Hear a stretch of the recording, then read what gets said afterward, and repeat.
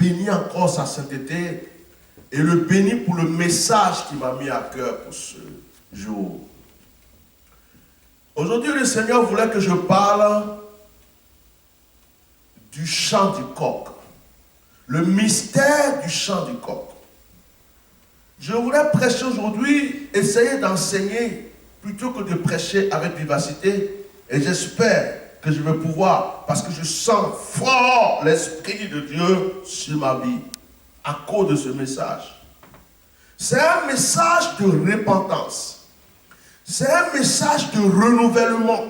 C'est un message de nouveau départ. Le mystère du chant du coq. Mystère. Pourquoi mystère? Parce qu'il y a des choses qui sont cachées dans ce message par rapport au chant du coq. Le mystère du chant du coq. De quel coq parlons-nous? Vous savez ce que j'aime dans la Bible? C'est que Dieu des fois prend des choses qui n'ont pas de sens et il fait deux destins. Quand on lit par exemple l'histoire de Moïse, nous voyons que le buisson que tout le monde pouvait cracher dessus, piétiner, passer à côté, ne pas considérer, nous voyons que le jour que Dieu va décider d'apparaître à Moïse, il va choisir ce buisson. Donc Dieu va faire quoi? Il va rentrer dans ce buisson d'une manière ardente et le nom du buisson va changer. Au lieu d'être simplement buisson, ça devient buisson ardent. Mais ce buisson devient célèbre. Dans le monde entier, on parle de ce buisson. Oui, Dieu va choisir parmi tous les animaux un âne qui va parler. Et on parle toujours de cet âne qui a parlé. Vous voyez? Et là, aujourd'hui, je vais parler d'un coq. Un coq qui est célèbre. Pas parce que c'était le seul coq au temps de Jésus ou pendant la mort de Jésus, mais c'est le coq qui avait été choisi pour chanter, pour accomplir ce que Jésus avait dit à Pierre. Le mystère du chant du coq. Il y avait plusieurs coqs, mais il y en a un seul qui a changé. Oh, je veux dire à quelqu'un ce matin. Je veux dire à quelqu'un qui m'entend. Il peut y avoir plusieurs personnes qui ont le même rêve que toi. Il peut y avoir plusieurs personnes qui ont les mêmes ambitions que toi. Il peut y avoir plusieurs personnes même qui prient comme toi tu pries. Il peut y avoir plusieurs personnes même qui cherchent plus que toi. Il peut y avoir plusieurs personnes même qui ont plus de connaissances, plus de pistons que toi. Il peut y avoir plusieurs personnes qui même dans les carnets, dans les agendas, ont toutes les adresses du monde entier. Ils connaissent même les présidents, des ministres et des rois. Il peut y avoir plusieurs personnes qui suffit de donner un coup de fil, ils ont la solution. Mais je vais dire à quelqu'un ce matin, parmi toutes ces personnes, tu es exceptionnel. Tu es exceptionnel parce que parmi toutes ces personnes, ta destinée sera différente de leur destinée parce que tu seras la personne choisie. Oh! Et à partir du moment où tu es choisi, ton histoire change. Yes. L'histoire du buisson a changé. L'histoire de l'âne qui a parlé a changé. Et l'histoire du coq qui a chanté a changé. Yes. Ton histoire change parce que tu es le choix de Dieu. Ton histoire ne change pas parce que tu connais du monde. Ton histoire ne change pas parce que tu es né où il y a l'argent. Ton histoire ne change pas parce que tout le monde t'aime. Ton histoire change parce qu'au départ tu n'étais rien. Personne ne te considérait. Personne ne te voyait. Personne ne voulait entendre parler de ce que tu dis. Aïe, aïe, aïe, aïe, aïe. Mais ton histoire change parce que Dieu décide tout simplement que ce soit toi le choix. Yes. Et lorsque tu as le choix de quelque chose, lorsque tu as le choix de Dieu, et que Dieu décide que dans cette situation, ce soit toi qui sois son choix, écoute-moi bien, nul ne peut changer ton histoire. Il n'y a pas un buisson qui a remplacé le buisson Adam. On n'a pas dit que son cousin l'a remplacé.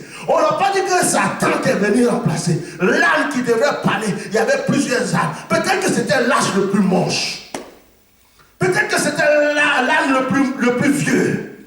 Peut-être que c'était l'âne qui n'avait même pas de valeur. Mais cet âne a parlé. Le coq, c'était le coq le plus rejeté peut-être. C'était parmi les coqs le plus vagabond. C'était parmi les coqs celui même qui était destiné à être mangé peut-être le lendemain. Mais à partir du moment où c'est lui qui a été choisi pour accomplir la parole sortie de la bouche de Jésus, ce coq devient intéressant et important. Je vais te dire quelque chose. Considère simplement la parole de Dieu sur ta vie et n'écoute plus les paroles des gens sur ta vie. Amen. La parole des gens sur ta vie ne pourra pas te propulser. Lorsque tu considéreras la parole des gens sur ta vie, tu seras plutôt abaissé. Mais quand tu considéreras la parole de Jésus sur ta vie, tu seras automatiquement élevé et ta destinée brillera. Ce matin, je veux parler du mystère du chant du coq. Nous allons prendre notre Bible dans Matthieu. Matthieu, le chapitre 26. Le mystère du chant du coq. Il y a un mystère caché. Et il y a un coq qui va accomplir ce mystère. Et il y a des personnes qui seront concernées par ce mystère. Et lorsque tu as connu le mystère du chant du coq, ta vie change. Parce que tu deviens la personne connectée automatiquement à Dieu. Je vais te dire une chose. Dans le mystère du chant du coq, il y a un tunnel. Et dans ce tunnel-là, tu passes. Mais quand tu passes dans le mystère, dans le tunnel du mystère du chant du coq, à la sortie, ta vie change, ton histoire change, ta personne change. Oh my God! Et c'est ce que je vais te faire découvrir aujourd'hui. Tu vas rentrer aujourd'hui dans le tunnel du changement. Tu vas rentrer aujourd'hui dans le tunnel du nouveau départ. Tu vas rentrer aujourd'hui dans le tunnel qui va agrandir ta foi. Tu vas rentrer aujourd'hui dans le tunnel qui va transformer ta destinée. Je te dis d'avance que tu réussiras. Je te dis d'avance que parce que tu m'écoutes, tu réussiras. Tes vœux s'accompliront, tes projets s'accompliront. Rien ne viendra t'empêcher. Pourquoi? Parce que tu es en train d'écouter la parole qui a été destinée à changer. Écoute-moi, si Jésus n'avait pas parlé, le coq n'aurait pas chanté. Amen. C'est la parole qui produit l'événement. Quand Dieu dit créons, automatiquement la chose a existé. Et la Bible dit que Jésus est la parole de Dieu. Donc, lorsque Jésus a déclaré quelque chose et que cette chose est prononcée dans ta bouche, ça produit automatiquement la chose parce que la parole de Dieu ne sort pas à elle, elle ne retourne pas à elle sans avoir fait effet. Quelqu'un va m'écouter ce matin en lisant maintenant le texte, et je veux qu'on rentre dans les tunnels ensemble pour ressortir tout à fait béni. Nous lisons à partir du verset 69, le Matthieu chapitre 26. Il est écrit, cependant, Pierre était assis dehors, dans la cour. Une servante s'approcha de lui et dit, toi aussi, tu étais avec Jésus le Galiléen. Mais il le nia devant tous, disant, je ne sais ce que tu veux dire. Comme il se dirigeait vers la porte, une autre servante le vit et dit à ceux qui se trouvaient là, celui-ci était aussi avec Jésus de Nazareth. Il le nia de nouveau avec serment. Je ne connais pas cet homme. Peu après, ceux qui étaient là, s'étant approchés, dirent à Pierre, certainement, tu es aussi de ces gens-là, car ton langage te fait reconnaître. Alors, il se mit à faire des imprécations et à jurer, je ne connais pas cet homme. Aussitôt, le coq chanta.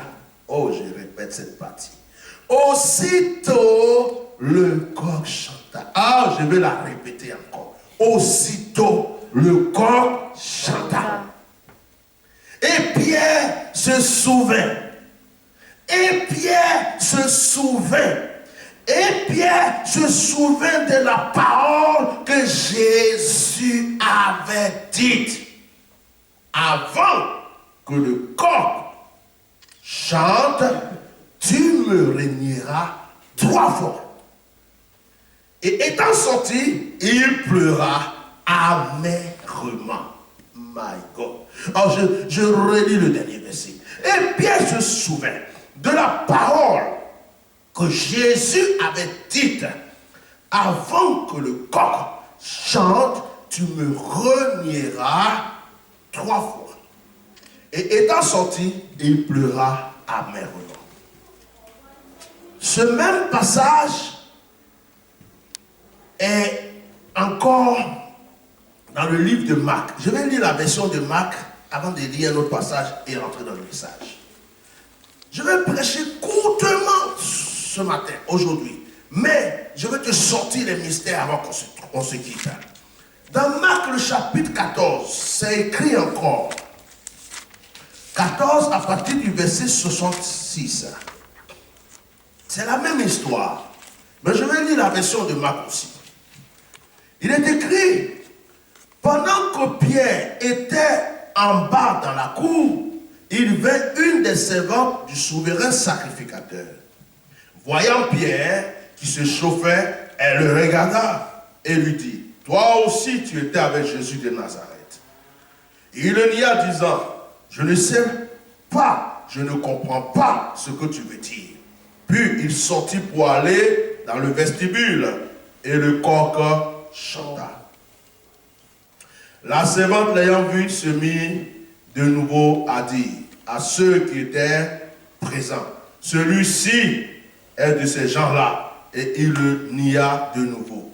Peu après, ceux qui étaient présents dirent encore à Pierre, certainement tu es de ces gens-là, car tu es galiléen. Alors il commença à faire des imprécations et à jurer, je ne connais pas cet homme dont vous voulez parler.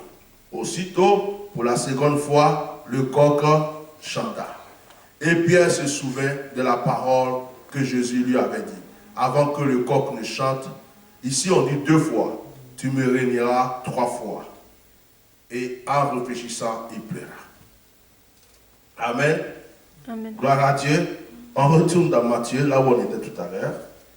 Dans Matthieu chapitre 26. C'est là que nous allons nous arrêter pour prêcher ce message.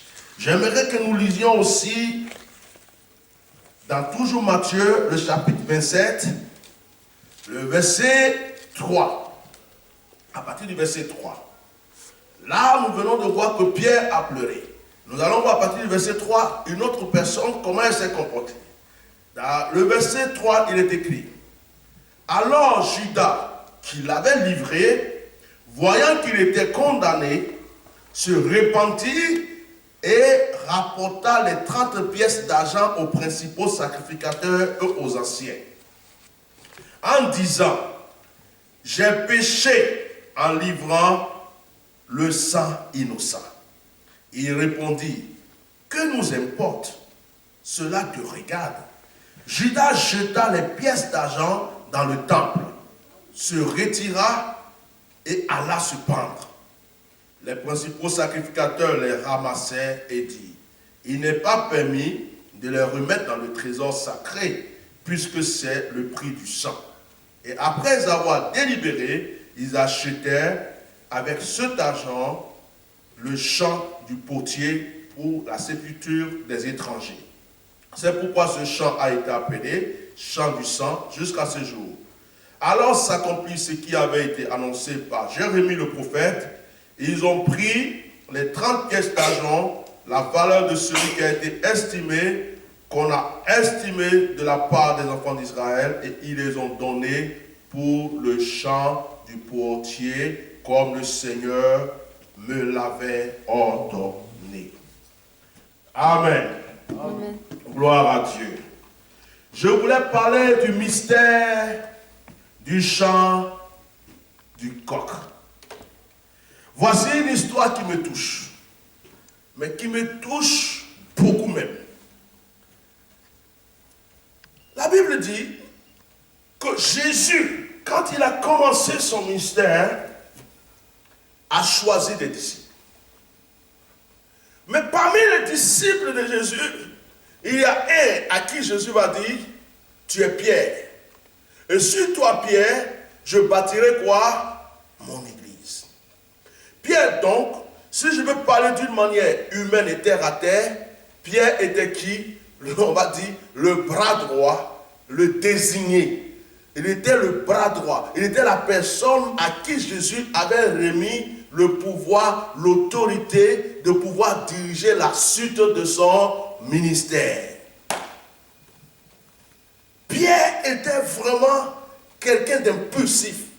C'était, comme on le dit, un sanguin. C'était quelqu'un qui était prêt à réagir. C'était quelqu'un qui était prêt tout de suite à répondre. C'était quelqu'un qui était prêt à donner la réponse lorsqu'on pose une question. Pierre était fidèle à Jésus. Il n'avait jamais trompé Jésus. À chaque fois, il était là. Quand Jésus dit faites ceci, Jésus dit allez-y jeter le filet, il va jeter le filet. Jésus dit allez-y me chercher l'ânesse que je monte au-dessus, il va chercher. Il n'a jamais discuté avec Jésus. Il était là même à la transfiguration, lorsque Jésus allait sur la montagne pour prier. Pierre était tout le temps avec Jésus. Pierre connaissait Jésus. Je peux même dire que si Pierre, Jésus dormait souvent, que Pierre était à côté, Pierre était la personne qui pouvait savoir si Jésus ronfle en dormant ou si, c'est-à-dire qu'il connaissait Jésus. Il connaissait Jésus de A à Z. Pierre, dans son esprit, dans sa pensée, n'avait jamais pensé que lui, Pierre, un jour, allait pouvoir régner cette personne-là qu'il défendait tant. Écoutez-moi. La Bible dit que le jour même de l'arrestation de Jésus, Pierre va prendre un couteau. Écoutez, un couteau. Moi, cette partie m'a beaucoup touché. Voici Pierre qui se promène tout le temps avec Jésus pour prêcher. Jésus parle de paix, il parle d'amour.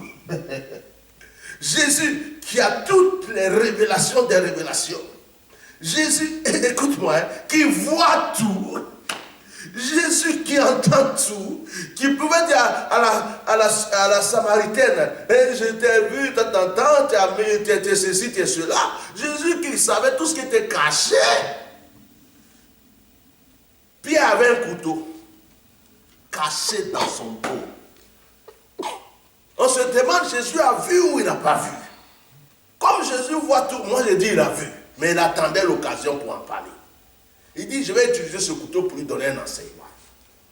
Parce que si je n'attends pas que ce jour arrive, Pierre ne sera jamais brisé. Parce que Pierre compte sur beaucoup de choses. Pierre compte sur sa force. Pierre compte sur son langage. Pierre compte sur vraiment, je ne sais pas moi, ses capacités humaines. Donc, le couteau qu'il a caché, je pouvais lui dire, Pierre, tu as un couteau caché derrière. Ça n'a rien à faire là. Mais je ne lui dirai pas. Je laisse ce couteau jusqu'à ce que ce qu'il veut faire ce couteau, qu'il le fasse un jour et que cela puisse lui donner un enseignement. Sinon, il y a des gens qui disent, mais Jésus, qui voyait tout, n'a pas vu le couteau caché dans le dos de Pierre. Si, il a vu. Mais il voulait attendre le jour. Écoute-moi, quand tu es orgueilleux, Dieu sait que tu es orgueilleux. Quand tu es arrogant, Dieu sait que tu es arrogant. Quand tu es paresseux, Dieu sait. Quand il y a des choses cachées dans ton cœur, Dieu sait. Souvent, il les laisse tout simplement pour qu'un jour, tu te casses le visage. Un jour, tu tombes. Un jour, tu sois dans une situation où tu vas vouloir utiliser ton arrogance. Tu vas vouloir utiliser la chose que tu as tellement gardée précisément en toi. Et puis, il est là, il te regarde, il te laisse utiliser. Tu finis d'utiliser, et puis la chose ne produit rien. Et là, tu es obligé de crier à lui, dire oui. Tu comptais sur ton orgueil. tu comptais sur ton arrogance. Ce n'est pas parce que je ne pouvais pas rapidement retirer ça. Mais je voulais que cela produise quelque chose en toi pour que tu te répandes et changes de vie. Amen. Vous voyez, il y a des gens, des fois, dans la vie chrétienne, dans l'œuvre de Dieu, qui croient qu'ils sont aussi Dieu. Je vais commencer à pousser et sortir des révélations ce matin. En fait, des fois, Dieu permet que des gens tombent. Je ne dis pas qu'il aime qu'on tombe, mais deux fois et parfois, il permet qu'on tombe. Il permet qu'une situation nous arrive pour que nous reconnaissions que nous ne sommes pas Dieu nous-mêmes et que sans Dieu, nous ne pouvons rien. Amen. Il y a des gens qui vont commencer à engueuler un frère qui est tombé dans un péché. Qui vont commencer à mépriser une sœur qui est tombée dans le péché. Ils vont commencer à parler durement à une personne qui a eu une faiblesse comme si eux-mêmes n'étaient pas des humains. Parce qu'il n'est jamais tombé, parce qu'il n'a jamais eu de chute, parce qu'il n'a jamais... Il dit, oh moi, ceci, ça ne m'arrivera jamais. Mais pourquoi tu as fait ça? Dieu le regarde du haut du ciel et dit, toi, tu es en train de condamner ma fille parce qu'elle a chuté, mais tu es le plus orgueilleux de la terre. Tu verras ce que ton orgueil va te produire. Et un jour, une situation arrive, boum, et nous comptons sur notre orgueil, l'orgueil ne produit rien, et en même temps, nous tombons très bas, et c'est là que la personne se rend compte que lui aussi avait des défauts. Nul ne peut prendre la place de Dieu. Même si Jésus a dit, vous êtes des dieux. La Bible dit, vous êtes des dieux. Nous sommes des dieux dans le sens figuré. Mais nous ne pouvons pas prendre la place du Dieu qui est le vrai et l'unique vrai Dieu. Lui seul n'a pas de défaut. La Bible dit, tous ont péché et sont privés de la gloire de Dieu. Tous ont un défaut. Tous, le plus grand bishop du monde, le plus grand prophète du monde, le plus grand faiseur de miracles du monde, le plus grand prêcheur du monde a des défauts, a un péché caché dans sa vie, que lui seul prie Dieu pour que Dieu enlève. Il a une situation qui ne va pas dans sa vie, il est être humain. L'apôtre Paul lui-même priait le Seigneur pour dire, enlève des choses à moi, car ce que je veux faire, je n'arrive pas à faire. C'est ce que je ne veux pas faire que je fais. Moi, Paul, je prêche pour les autres, mais j'ai un souci. Est-ce que tu sais ce que Paul avait comme souci? Il n'a pas écrit. Paul n'a pas dit peut-être qu'il convoitait les femmes du matin au soir. Paul n'a pas dit peut-être qu'il avait chuté avec 3 soeurs, 4 soeurs, 5 soeurs dans l'église. Ça, tu ne peux pas le savoir. Paul n'a pas dit que peut-être que la nuit, quand il fait les songes, c'est la sirène des eaux qui venait le fatiguer la nuit. Paul n'a pas dit sa faiblesse. Peut-être qu'il passe son temps à se bourrer d'alcool. C'est pourquoi il a dit à Timothée, écoute-moi, quand je bois, tu te plains, mais de temps en temps, il faut boire un peu de vin. Oh Seigneur. Paul n'a pas dit la chose qui le fatiguait, mais il dit ce que je veux faire, je n'arrive pas à le faire. C'est ce que je ne veux pas faire que je fais. Il dit, Seigneur, s'il te plaît, éloigne, enlève cette chose de moi. Bien-aimé, ce matin, je vous amène dans un mystère. C'est le mystère du chant du coq. L'apôtre Pierre comptait sur lui.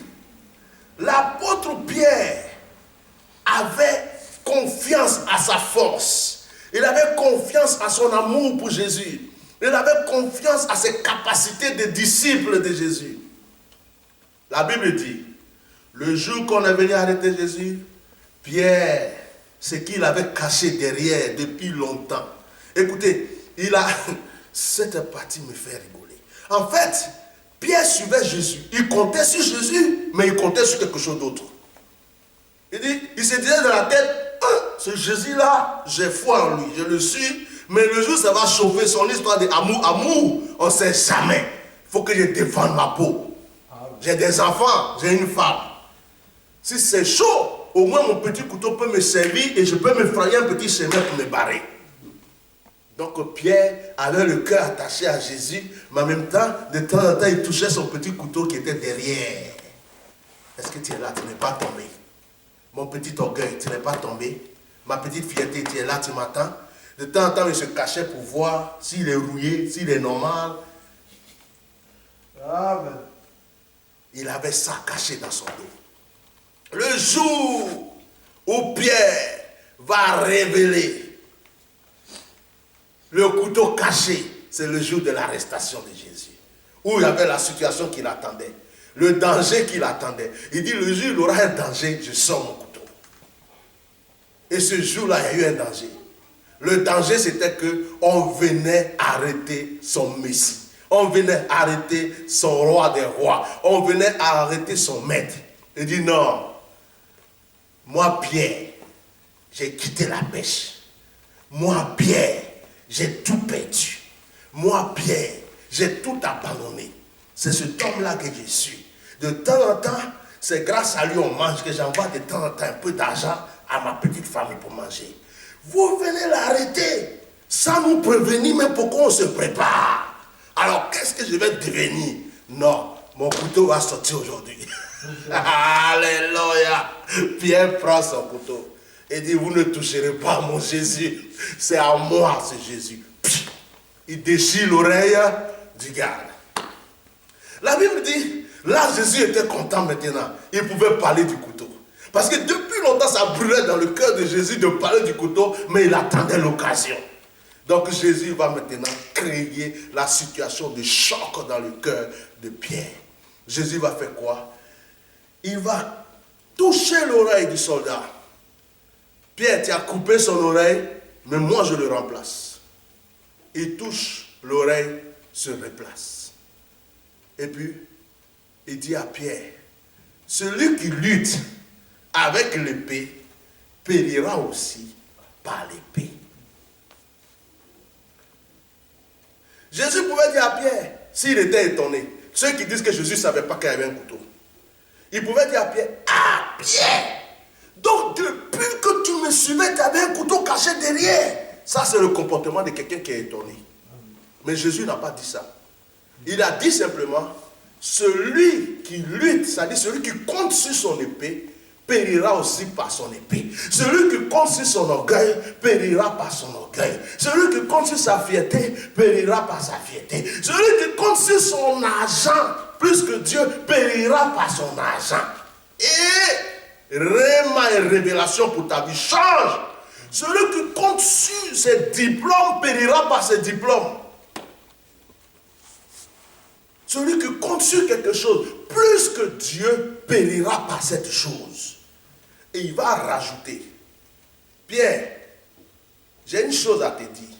À cause de ce couteau que tu as caché depuis longtemps, que je voulais t'en parler, je savais que Pierre, tu comptais dessus. Je savais que tu étais arrogant. Je savais que Pierre, tu avais des défauts. Mais je t'ai laissé manger avec moi. Je t'ai laissé boire avec moi. Je t'ai laissé me suivre avec tous ces défauts parce que j'attendais le jour pour pouvoir te briser. Il dit, Pierre, aujourd'hui, je te dis, tu me renieras 3 fois avant que le coq chante. C'est là que l'orgueil de Pierre, qui était caché dans le couteau, va se manifester dans tout son corps et dans son langage maintenant. Moi, Jésus, moi, Pierre, Jésus, toi, mon roi, je ne pourrai jamais te régner. Jamais. Le coq n'a qu'à chanter 10 000 fois, moi, Pierre, jamais je te régnerai. Jésus dit, je dis, tu vas me régner 3 fois avant qu'il ne chante. On arrête Jésus. Pierre, déjà, celui qui était orgueilleux, celui qui était toujours fier, commence à faiblir. Au lieu d'être parmi les disciples de Jésus, qui sont en train d'implorer la grâce de Dieu, regardez où Pierre se trouvait. Il se trouvait dans la foule